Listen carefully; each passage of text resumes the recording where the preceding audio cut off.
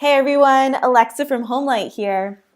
If you're afraid your home won't sell, we're going to walk you through a tactic that turns any negative features of your house into instant positives. All it takes is 5 minutes, and it'll help you push potential house hunters over the edge and convert them into buyers for your property. Top real estate agent Jody Parrish advises all of her sellers to write a letter, especially for a home with challenges or unchangeable issues that may be a problem for buyers. Parrish usually frames the letter and sets it on a table during the open house. Check in with your real estate agent to see what placement they think would be best for you. You're going to talk up the great features of your home and explain why the challenges aren't problems for you. Basically, if your agent thinks there's a reason your house won't sell, you're going to convince buyers it's not a problem at all. The letter is a simple strategy you as a homeowner can do to help your real estate agent sell your house. All right, so let's get started. You're going to start with an introduction and address the buyer. Okay, now you're going to list your favorite things about your house. Be honest here. You should get specific. For example, you could say something like, "We love having the laundry room on the main floor." Or, "Guests always comment on our crown molding." You can talk about location too. This sounds like, "The location is great for grocery shopping and safe for our kids to ride their bikes down the street." Or, "We loved taking the kids to the pizza place down the block on Sunday nights."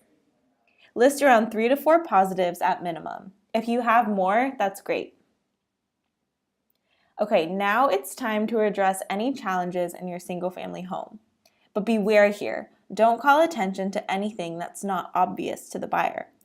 For example, if the water pressure in your bathroom is bad, don't mention that. Then you're just adding to negatives the buyer wasn't thinking about in the first place. You should address big concerns like a very busy street, and then explain why it wasn't a problem for you. Maybe the rush of cars created white noise that made it easier for your baby to sleep, or the fast street got you to the highway faster and shaved 15 minutes off of your commute. Real estate agent Jody sellers had a high school next door and explained that when they had parties on the weekend, their guests got to park in the high school parking lot. We ask the sellers to write a letter, especially if there's a challenge in the property. They have a house that's right next door to a high school. Like the high school parking lot touches the seller's driveway, basically. There's about a foot in between.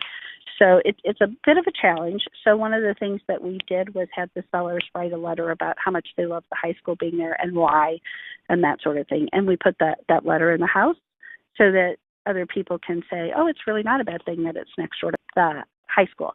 These are all the great things about being next door to the high school. You know, if I have a party on Sunday, my people could park in the high school lot. And so they just talked about the things that they really liked about it.